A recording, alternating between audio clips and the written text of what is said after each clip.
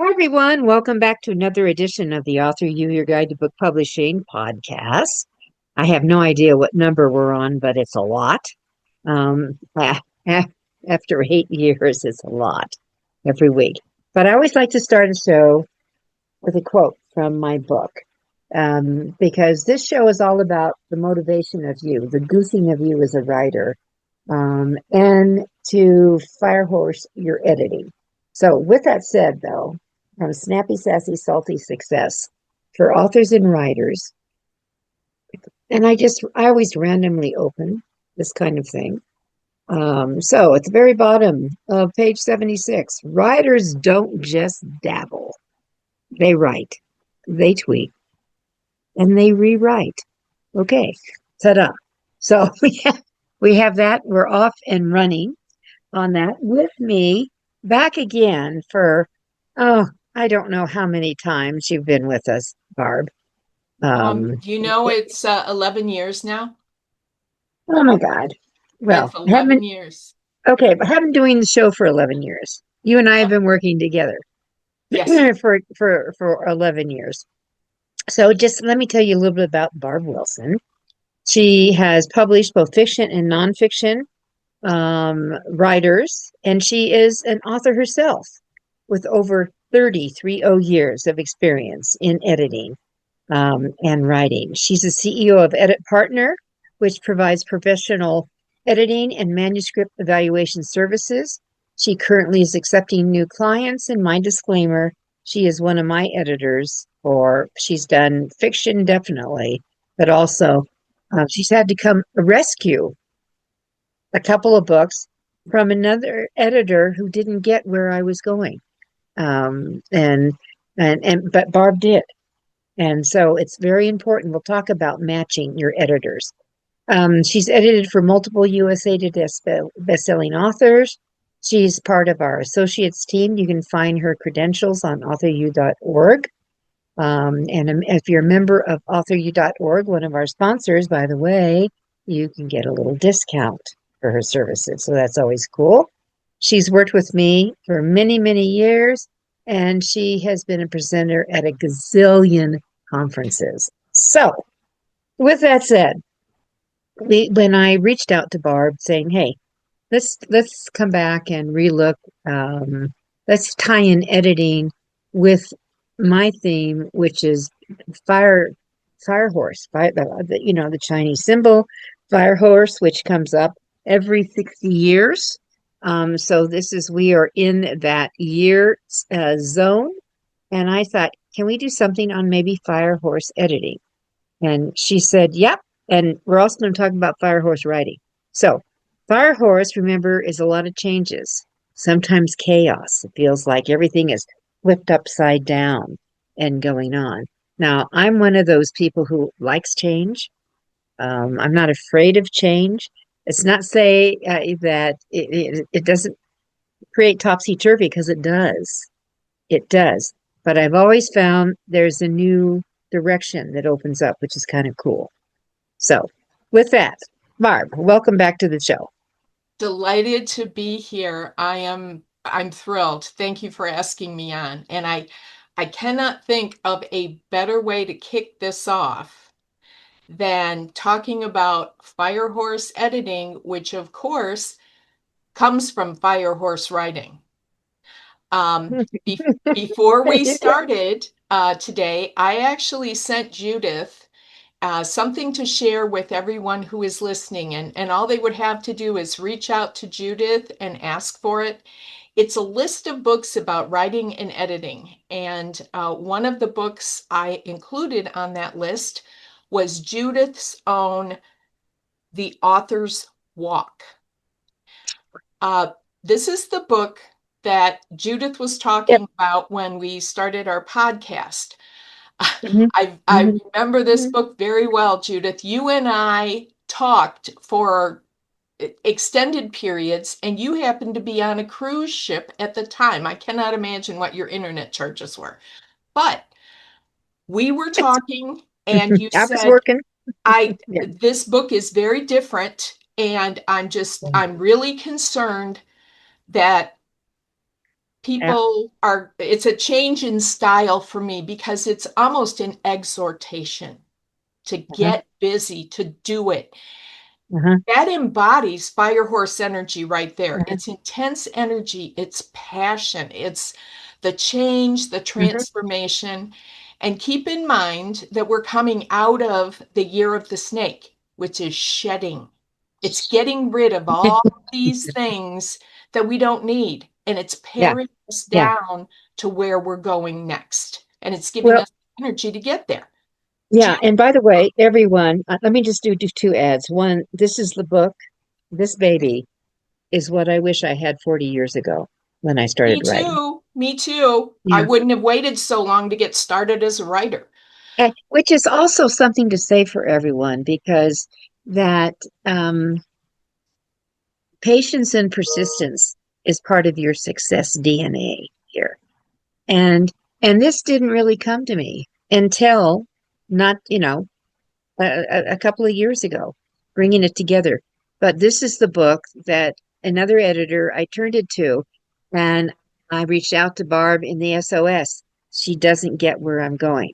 She's trying to do it as one of my regular self-help books, and it's not the way in publishing and all the other books I've written in the business arena. It's a different book. So I'm just going to show everyone. I don't know if you can see, maybe a little bit. I'm going to back up. This is the first page of chapter 1. That's it. That's it. So different from a book. And I don't know if it can, you can, oh, there you go. No, where are we going here? I've already turned the page. Because I wanted to actually read it to you. See, there you can go. See how different this is? That is not a typical not my typical writing. So in just reading that, chapter 1 is called Listen, Feel, Visualize. Your writing and words will take you places. You are a writer, an author to be. You are enough. You need nothing else. Your ideas are plentiful. Trust in them. Your knowledge is abundant. Believe in it. Now start to listen, feel, visualize, and write. Your book is calling to you. That's how I started this baby on that. So it's not about the craft of writing. It's about getting you goosed. It's about motivation. It's about giving you the mojo to get going and to keep you going. That's what the author's walk is about. All right, back to you, Barb. You might as well call that book Fire Horse Energy for Yeah, authors. fire horse energy. Because if I'd have had that book, I wouldn't have waited so long to start writing myself. You remember what I said in my review about that book? I said that book is like Red Bull on an IV. You did. Yes. And I got it. This is very different from Judith's style. She usually gives you a lot of really helpful information, but it's different. Yeah. This is A lot more of like tips. cheerleader Judith. Yeah. It's And it's the you can do it. So all these doubts, which are normal, by the way, absolutely, normal. All these doubts, okay, they're there. Let them go mind their own business and just start writing. Remember, Stephen King said the way you become a good writer is you just write, and you're right, and you're right. you can fix That's anything but a blank page. that's true. Okay, all right. So And onward. exactly. Authors out there, listen, listen, listen. If you're listening to this podcast, I want you to keep in mind for the first time in any of our lives, the universe has aligned with giving you the energy to move forward with a dream. You'll never get So it better than this. Do you realize the last time the planets were in this astrological formation uh-huh. was the American Revolution? Well, listen, everyone, we're not going to get into No, politics, we're not getting into but politics. but we are in a revolution in publishing in a lot of ways. Yes, we are. And for Um, the yeah. first time, things like self-publishing, are available to you. You do not have to sweat getting an agent unless that's something you want to personally pursue, and that's always an option. But as an author, you have options, and Mhm. the universe is going to clear your path. All you have to do is sit down in your chair and start and tell those doubts, those pesky doubts, get out. I don't have time for you today. Right. Before Crowding my I, space. You're crowding my space. And she said this, the self-publishing, this is the independent publishing. And I just all want to say for those of you who do aspire to be picked up by a publisher, you need to understand you still have to do all the work. They'll front the money in most cases to print it, to lay it out. You're still going to have to do all the marketing. You're still going to have to pitch. You're still going to have to get out there and promote it. So because discussion I just had with someone, so I said, do you want to sell books? Do you want your book on Amazon? If you do, you're going to have to become the hustler. That's the way it is. yes, and I'm going to get another plug in, Judith. I'm sorry, I'm going off script a little bit. But Judith has spent years assembling a team, not only Hmm. building her personal skills Hmm. to help you achieve your dream. And I've worked with her for years, as I said. Hmm. We met in 2015, so 11 years now. Hard And to believe. she has surrounded herself with people who are good at their craft. They're they're Yeah, people who have helped people achieve their dreams over and over and over again. And Judith is probably the closest thing I'll ever meet to a marketing genius, but she I'm is good. there I'm to good. help Yeah. you. Yep. And it's not a pipe dream. It's not something from a vanity press. Mhm. It is not something from, oh, I saw an internet ad on Facebook and it says you can get my book published. Judith has entire books written about publishing predators. This doesn't mean you can't be aware of them. It just means to get the results you want, you have to have the right team. And Judith went Mhm. to a lot of pain and effort to assemble those people there to help you. Mhm. If and you, and and replace the ones that no longer clicked. I mean, it's painful to do that. I had for one of the people, like book designing is really essential to me, Barb, and for yes, all of you. yes, And the cover and the interiors, what's between the covers on the sheets, so to speak, and that that's as spicy as I'm gonna get. And that it's and she wasn't with it in the evolution of how to do the customization and more about she came from the old school, oh, you just can have line after line after line after line of text. no, Nope, that's not the way we do it anymore. no. You've got to have engagement. You've got to have little goodies, eye candy within the interior on those sheets to keep your reader engaged. I don't care if it's fiction or nonfiction. You just got to have a few tricks along the trade to not so much spice is the wrong word, but to just uh, expand the engagement between your brilliant story or your brilliant sage advice and the person who is now has it in front of it to keep them there. So that's all. And exactly. I mean, this is Judith mentioned book designers. Okay, if you're a new author and you're listening to what we're saying today about get busy and start writing, writing in itself is a craft, and you should Mhm. continue to pursue it, to learn things, Yep. to listen to podcasts like this, to listen to people who are experts in their field about how to sell books. I did Mhm. not realize, as engaged as I am in the industry, I was focusing very narrowly on my little niche.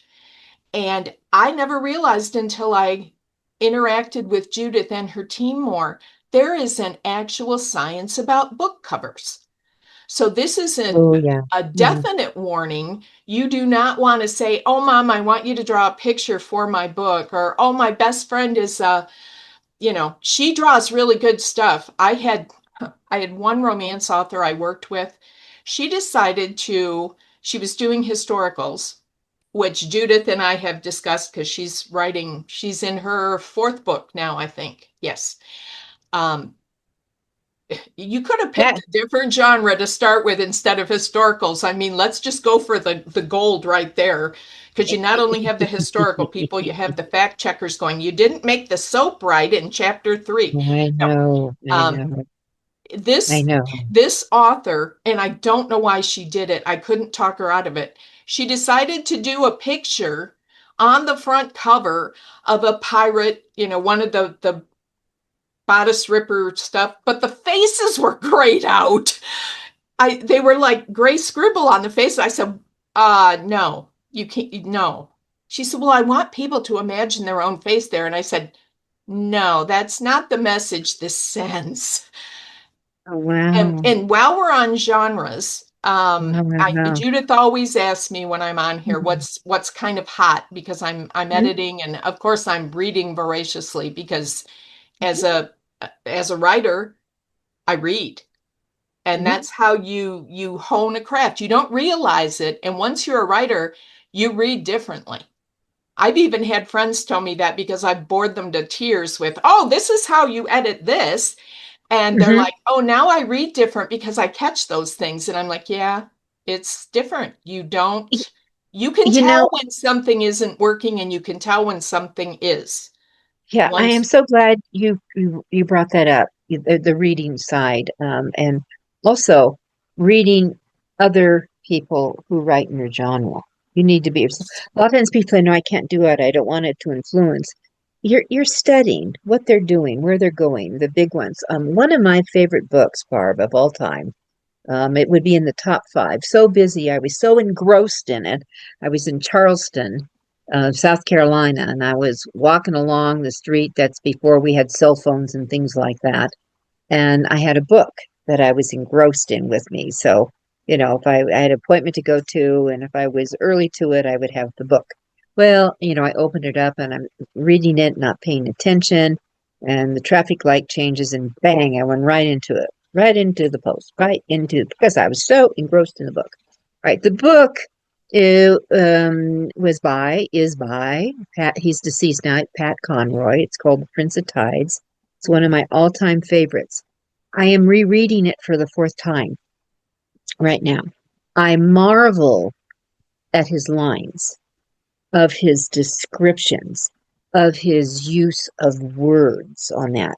So I'm really, and I take notes sometimes, studying that. I think that's what's really important for all of you in your writing, since we're talking about firehose writing, that with the blasé, the no soul, that so many of you are relying on AI. you might as well plug AI in there. I knew where you were going. I know it. Okay.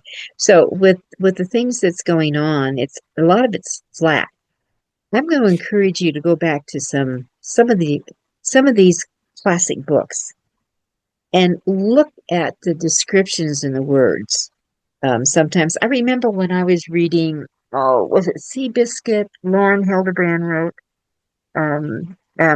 I so love the way she described this horse that number one could gain like 300 pounds a day eating hay, and I'm going, damn. But there's some of the things going on, and I remember calling a friend. I said, "Do you have 2 minutes? Can I just read you a couple of paragraphs from this book?" They were so delicious, the way she did this descriptions and writing. That's that's what I want you to study, actually. The way some of these things can come together. How can you integrate that? How can you let that influence how you do write, which will definitely affect how you will edit.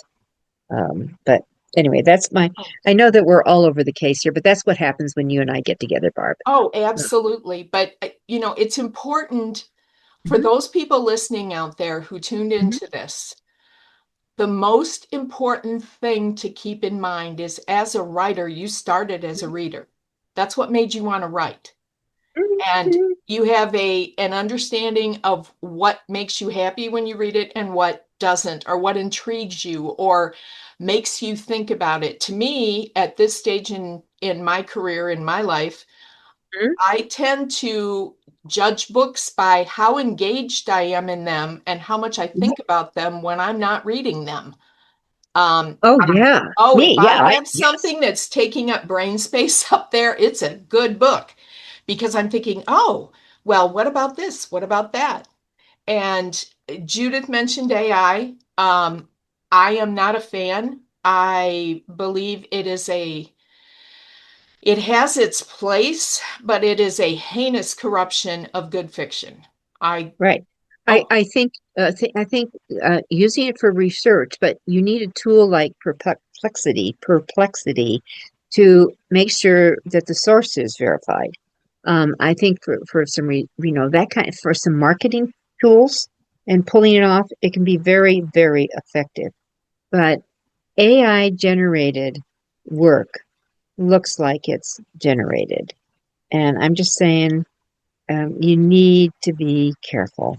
yes, And also, if you're generating, if you start your book off and you prompt it together, I've said this before. I did it with a recent podcast we did on copyright. It's not yes. copyrightable. So if you want to copyright your book, it's probably, especially those of you in fiction, better be careful. Or if those of you in nonfiction who have maybe a book that can be turned into workshops that can create maybe franchises of training other people to go and teach, you want that in your name copyrighted. So Protectable, I'm protectable. just saying, yeah, Yes. I'm just saying Oh, with that. I couldn't agree more. And Okay. there is there's so much knowledge out there. Some of it's good, some of it's bad. Unfortunately, I think AI is corrupting the pool. It's kind of like a pebble that's tossed in a lake that it has ripples we haven't even figured out where they're going yet Yeah, because I think that that actually is true.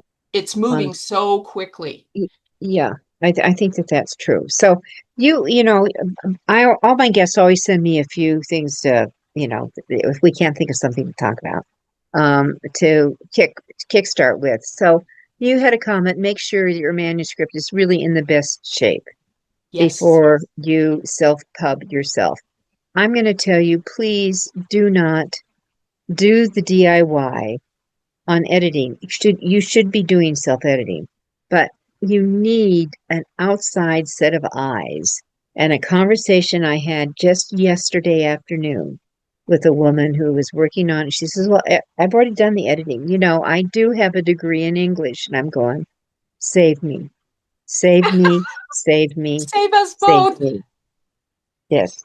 And I said to her, "Donna, um, I would not hire you to be my editor.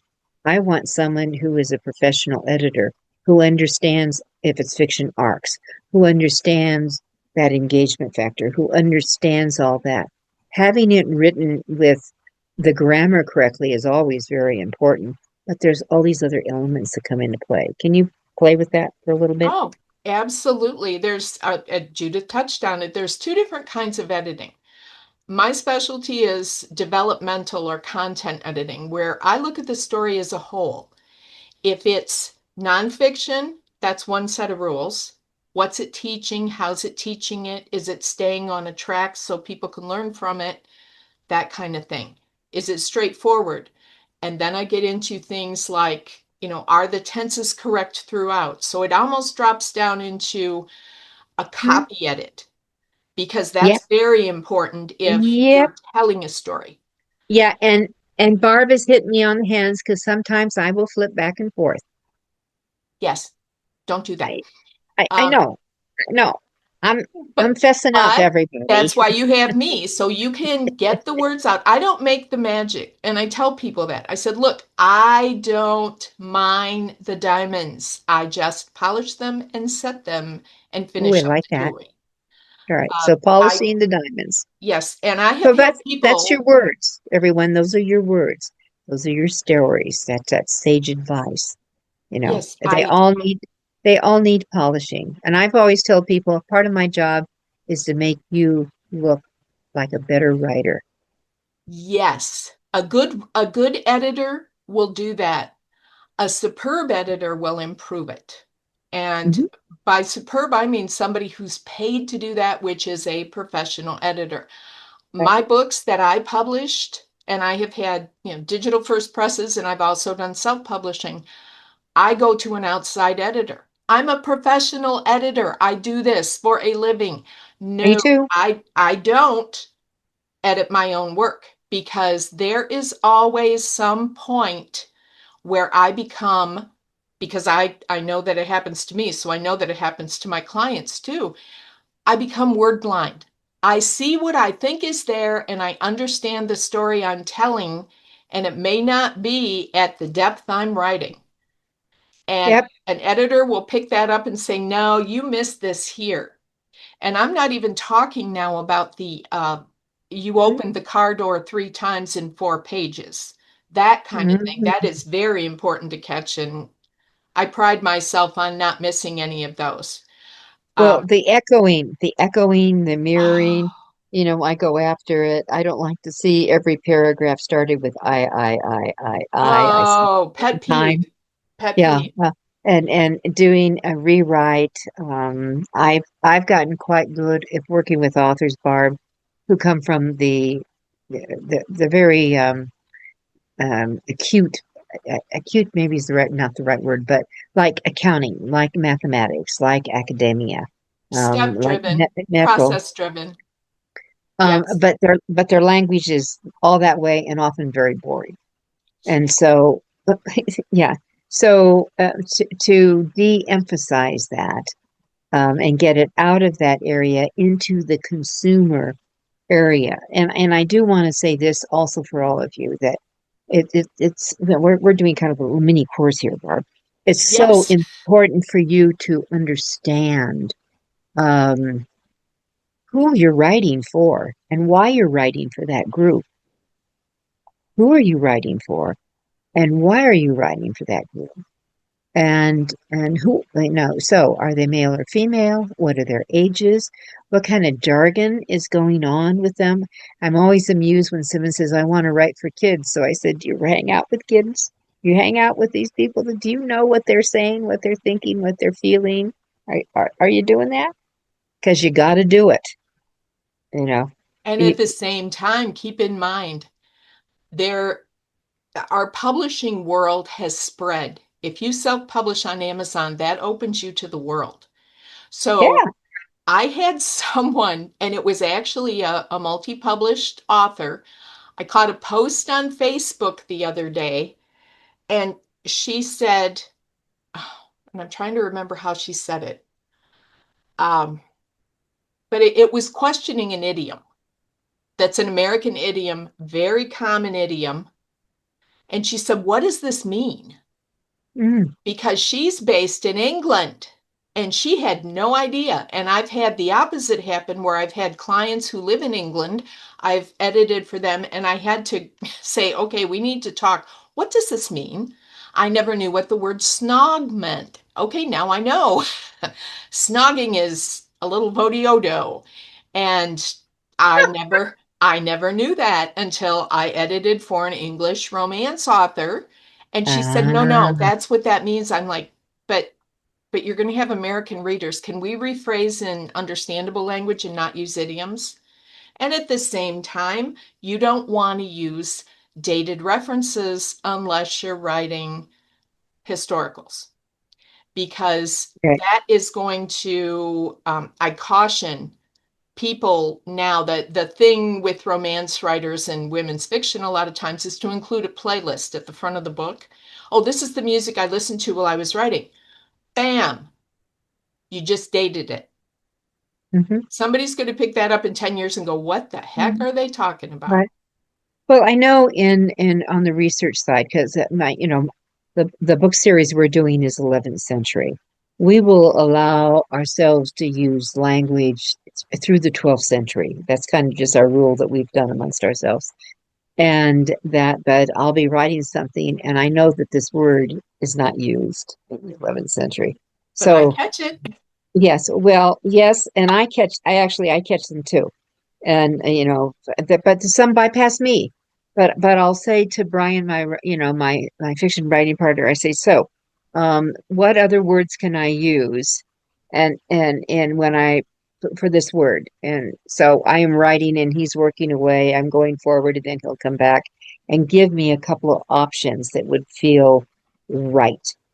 Um, Yes. Yes. uh, And part of that comes down to something called voice, mhm, because you want the tense you're writing in should be consistent. If you're going to write in first person present tense, keep in mind a lot of people just don't really like to read books there. I feel it's limiting because you have no perspective. It's difficult to engage a mental awareness of a mhm, character if mhm, everything is happening to them at that moment. There is no perspective. There's there's no, hey, this happened before. I wonder if this is going to happen again. It's difficult to build those backgrounds. It becomes more of an immediate. Now, a lot of plot-driven type books, mhm, mysteries, things like that, yes, it works very well with first person present tense. I've also looked at romances written that way, and it's kind of like, ooh, the depth here is going to be about like that because everything's mm, happening immediately and to them, and then mm. there's nothing. Um, I promised I got off topic. I was going to talk about things that are hot. Okay, One, let's go. I was going to try to bring you back to the trend. So, what is trending? Because you do have a response to say, even yes, about, and because that ties in with genre. So, let's get into that. yeah. What is trending right now and what I see, particularly in romance, I see. You're gonna love this, Judith. I Mm-hmm. see a lot of motorcycle riding anti-hero books being written. And that almost crosses over into the paranormal urban fantasy type things. Okay, I'm going to make a motorcycle club, but they're all going to be bear shifters. And they're going to protect the town from sinister fill in the blank. Okay. So there's like an anti-hero because they have internal conflict and external conflict right off the bat. I see a tremendous amount of paranormal urban fantasy because it's trending. It's sort of never really gone out ever since the whole Mm-hmm. vampire thing. Vampires aren't quite so much Hey, anymore. I thank God. mean, they're Thank still out God. there. Yeah, I know, there's but I'm going to say thank God. well, I just don't like vampires that sparkle. I'm sorry, I'm gonna say it. Um, I Well, they've been done to death. Now, if you have a way to tell a story about a vampire and you're really motivated to tell this story, make it a different kind of vampire. Make it a vampire who doesn't like being a vampire. ooh, Find a twist. And the one I always use when I'm teaching writing classes is, okay, here's your scenario. You're riding in your car and your car breaks down okay. and you're on the side of the road. So you've already got conflict and you've got some motivation there because your car's broke. Another car pulls over, someone gets out. It happens to be a woman in a bride's dress who works at her father's garage and is a mechanic. But, and this is where the paranormal elements come in if you want to sprinkle them in there, she's a werewolf and she's running Why away not? from her wedding so she can get somewhere safe because she knows she's going to transition into a wolf. I mean, do you see the possibilities? This could spin off into many different directions. I guess it could. I mean, Yeah. I don't have my mind enjoys the fantasy when it's coming and watching, but I'm not, I don't think that way on the creative. I'm always in awe of the creatives when they come up with some of their outrageous stuff. I was, I think I mentioned the movie to you that I loved. That really was one of the hot movies of this spring was Project Hail Mary, and that it was so the creativity in it and the fantasy of it and the humor within it and the communication and the it had the best of bookends. We have a beginning, you have this long thing that is development, and then you have the ending, but it had a little juicy little surprise on at the end of the ending, which delighted me in that. So, I love that kind of, and the visual of it was so wonderful. So, everyone, if you haven't seen it, go see it. Project Hail Mary. But there Great was just movie. even, yeah, it just even things that I saw in it. Ooh, that is a great line. See, I'll watch movies, I'll watch shows. I think, ooh, I keep notepads, you know, because I might hear a phrase or something thinking, I may want to come back and revisit that. You never know when the muse is going to go on your head. Absolutely. That is absolutely correct, in that process. So you talk about learning the craft, never stop learning. Never So stop learning. are you talking about, because I'll tell you one of the things that amuses me, that the amount of money that I'm seeing, and it's mostly women spending to get a degree, this really basically that new degree that came up, dealing with, you have a master's in Something.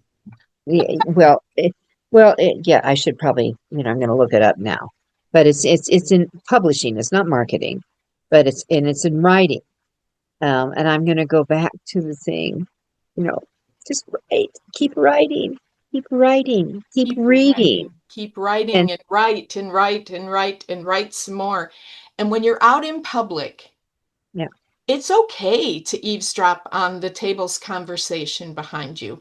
I was actually writing ah, for a boating food and hospitality yeah, magazine a few years ago, and I happened to overhear a table conversation next to me at a restaurant. I ended up writing a series for their whole summer about a Southern gentleman who showed up at the restaurant, the fictional tavern that I talked about, and how he talked about being a blues man and how he talked about different Southern traditions and what's a good Southern name. And I got it all from this snippet of conversation that I heard at a table. So you have to open to yourself to what's going on around you and keep in mind. And I learned this from my dad because he was one of the smartest people I ever knew. He said, being smart is not about knowing everything. It's about knowing what you don't know and finding someone who knows that and listening to them. hmm And I'll re-echo what I said at the beginning. Judith's done a great job of surrounding herself with these kinds of people who have different niches in the industry and can help you get where you want to go. Um, Professional editing, if you are a writer, and if you don't hear any other sentence I say in this conversation or in this podcast, listen to this. Professional editing is not optional. Do you want to really take months of your life, in some cases, years? Judith and I are working with someone right now who has had the series of books written for years, and he is just now stepping forward to publish. It's a fantasy, yep, I think. Yes, and yeah. he's Well, I actually did a podcast with David, and how to create other worlds, because the develop those the see that's the creativity. I so bow to these people who can develop these total new universes, that go out to them, and all yes. that. It's just a marvel to me. I wonder. what do their spreadsheets look like? What does that look like? Or do they have a timeline going across an entire wall that has little segments, I can that tell you what mine looks like for his series of books. I have yes. an Okay. entire legal pad full of things, and Yeah. I have maps in here from his books that I double check everything that he does. And that Yeah. is what a professional content editor does. They look at your work, and Yep. if it's a The series, body. especially, the continuity is so important. And if you're doing fantasy or paranormal and you're building a world, which right now a lot of people are kind of frustrated with their lives, hence Fire Horse energy is giving you strength to Hmm. move forward. Hmm. Seize that energy and follow your dream. Go write. And if you want to write fantasy, go write fantasy. But understand there are some requirements. If you're world building, know how to do it. Don't contradict yourself because the Hmm. minute you do that, the readers are going to catch it. And Hmm. that's it. You've lost them because you didn't Right. follow your own rules. So let's I want to go back to the trending deal because one of the Yes. things you said that when and you're writing your agenda, if it's not the hot one right now, like the bride who's Cowboys are hot or right now. We can thank Yellowstone for westerns. that. Well, yeah, actually, one of the spin-offs because because they had to be very careful of some of the legal stuff with it too is the Marshals, which takes the younger Yellowstone son who wanted to have a happily ever after with his wife, the Indian wife, and their son, and she dies of cancer. And that, and now he's going back because he's really a SEAL, a Navy SEAL, and he's a spook, and he's got all these other background. But anyway, so Casey's off and running, and it turns out it's like the number one hit on going out. So who was to know? But it's Western. So we're back doing the cowboy things. I think one Yep. of the best series I ever saw was Lone Tree that was written with Ryan McCurdy. Did I say that? McCurdy, I think. Hmm. Um, Okay. but yeah, I have the name wrong. I know, but it's amazing how fabulous that writing came together.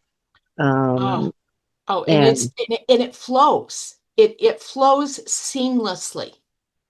I'll give another example. J.D. Robb. She invented a genre. It's actually Nora Roberts who writes. She is romance writers refer to her as the Nora because she has a title. She is the Nora. And she invented a futuristic police drama. And what's weird, after 60 books, she created a world that hasn't happened yet. She's in the 2060, 2061, 62. A lot of the things she has predicted are coming true.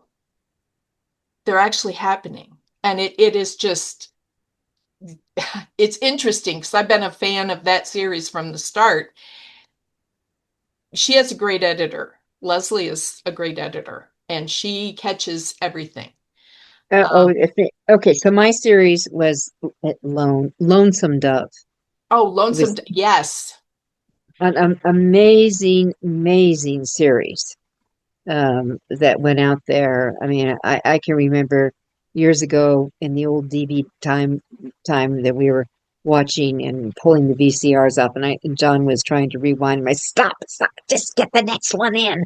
Gotta get keep this thing going. Keep this thing going. We've got to do this. We've got to do this. Oh, Oh, there's nothing like a good story. I mean, a good story will occupy your mind, it will soothe you, it will comfort you, it will take you out of where you are and put you somewhere else. And that's why you need, once you have put the energy into the writing and got everything down, yeah, you need to go find those people who know how to make it better, who know how to give it the attention it deserves. I actually had in my contract, I deal with contracts when I deal with clients, and I have in my contract, the work that you give me to edit is your work. I have no rights to it. Completely your work. My only role is a paid person to edit this. You are Work for paid. hire. So, you know what? Let's talk about costs of editing. I think that's Yes. important to do. And it's interesting. I was looking up Lonesome Dove. The audio is number one. That's been around so long. But if truly, I'm going to go back to why I'm rereading Prince of Tides. That's part of the learning process, learning, and that I read it a long time ago. And I reread it a long time ago, and I reread it several years ago, and here I'm back at it again because as I read it each time, I see different things going through, and that's why I think it's smart for all of you going back to really Barb's tip: never stop learning. You Never can't. stop learning. And learning doesn't mean sitting in a school and Oh, listening to oh, people oh, lecture you. Oh, don't even oh, get me started exactly. on that. Yeah, No, yeah, yeah, yeah, yeah, yeah. No, no, not that. yeah. Okay. Learning is how to look at things, observe them, think about them, figure them out, and then you use that knowledge to deepen yourself, Hmm. to go into yourself, to hone what you want. I st I'm gonna do an aside here. My sister-in-law was quite ill, and she was in the hospital in at U of M. And a team of doctors came in, and they're talking about one of her symptoms, and the entire family was there. And I'm listening to them talk, and I'm listening to them talk, and I know my sister-in-law is just saying yes, yes, yes. And I said, okay, so you're saying that the blurriness she's experiencing is transitory fluid induced myopia and it's not permanent. And the doctors all turned and looked at me, and then the family turned and looked at me, and everybody shut up. And I thought, oh my God, did I say that right? And the doctors go, are you medically trained? I said, no, but I edit books. And if you're not careful, you learn things all the time. Exactly. Right. So let's talk about that in our, maybe this, we got like 10 minutes here, Barb. Mm. Let's You and I talk get about, together, we're just like, okay, let's talk about for Firehorse, editing that leads to yes. writing. Okay. Let's talk Uh, about how long does it take? I find people don't get that it could take a few months for editing, depending upon the type of the book. Some books go really fast. There's yes. no question. No. And also that's dependent upon how well it's written, which Yes. helps, And how right? much experience the writer has at their craft. Hmm. If I have new writers and Hmm. I am dealing with new writers, at times they get very impatient with me because I can't give them a deadline. And I said, well, think about this. I've never seen you write before. I have no exposure to any of your writing. You're coming to me and saying, I want you to edit my Yeah. book.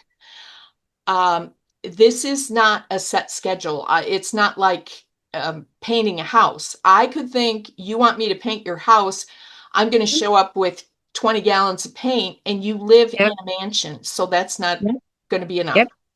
Okay. So Once, it's going to take time. I think everyone yes. needs Oh, it needs to can get take that. anywhere up to 6 weeks. And I will put a caveat in there. Um, if you find someone who is willing to edit your book for a very inexpensive price, Mm, I would run forget. screaming. Yeah. And when I quote people, it's going to be a minimum of $1,000 to this editing. Absolutely. A minimum of that, and you need to understand it. So have that discussion. I think that's what's really Oh, important. and if you Yeah. wanted to And, get a good idea of what editors cost, go out mhm, to a website called the Editorial Freelancers Association, EFA.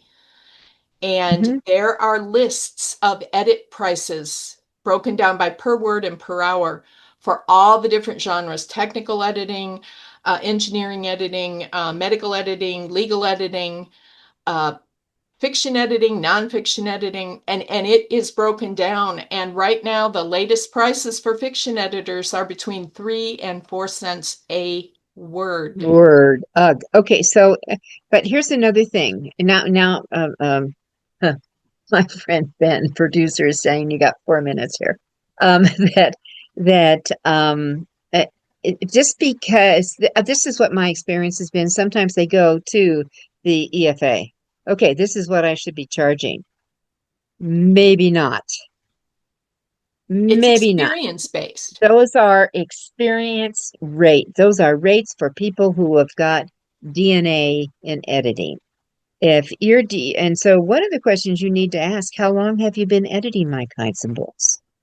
Yes. Barb, can you give a couple of questions what someone should ask a Uh, potential editor? how long have you edited? What genres have you edited? And chances are, if you are serious in pursuing additional training, you're going to workshops and you're looking at these edits. You're looking at the people who are advertising there. You're looking at the people that your fellow writers are using as editors. Mm-hmm. And if you pick up a book and you find out, oh my gosh, she used so and so and they missed so many punctuation issues. They missed Okay. this. So one of the ways, if you can say, well, can you give me some names of some books you've edited? Go up on Amazon. You're going to go into reviews and you're going to Yes, go into like number three, the threes, and see you're looking for comments about editing. You're looking for in twos. You're looking for. I mean, I've had told people you need to take your book off of Amazon. it's It not helping you with any it sales. when you have people who are really just saying, it needs editing, it needs this, it just The Amazon reviews will get you every time. If you think yeah, you're doing something really smart by putting this book out there not edited yeah. or self-edited, or you run Grammarly through it, no, because it You, will you not know, catch what you want. okay, and here's, my confession, and then we're gonna have to do a wrap here, but my confession, I decided a year ago, I reread Gone with the Wind, all Oh, 1,000 plus pages of it. woo! I think at least 300 pages could have been whacked with editing, Yeah. and of course, this was a mainstream editor, of course, but a lot of it, mm, mm, mm, mm, mm, It's almost like just, it was directions to set directors.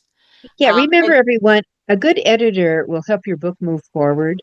And a lot of times, a lot of stuff gets written up, almost like, when we used to fluff up papers when we didn't know what we were doing in school, mhm, um, that you have to unfluff it. you have to unfluff it. You have to Uh, mash it.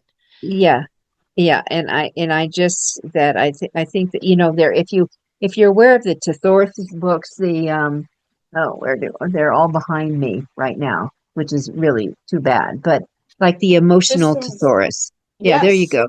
I No, have not Oxford. The emotional Thesaurus, the negative conflict Thesaurus, the positive trait Thesaurus that the Eckerman has written. subversive copy editor's Yeah, guide. it's Yes. absolutely a plus, plus, plus. All right. So with that said, we're at the 1 minute mark. I'm getting sheen at me. Going at that. I think what we're saying is editing takes time. You need to work with someone who has expertise in your area of it. Um, do get my book, The Author's Log, and Yes. Get that book. you need to get this book with it. How to Yes. avoid book If you're publishing blunders. self-publishing, you want that book. Anyway, it'll save you thousands of dollars of screw ups. You're going to make them. With And that, headaches. Barb, thank you for being with me for the hour. Always fun. Absolutely. Oh, and Always fun. Judith, anytime, you know that. Just reach I out. know. All right. And so in Barb's words, the best way to sell more books, write another one. With that said. Okay. Everyone, take care. Thank you.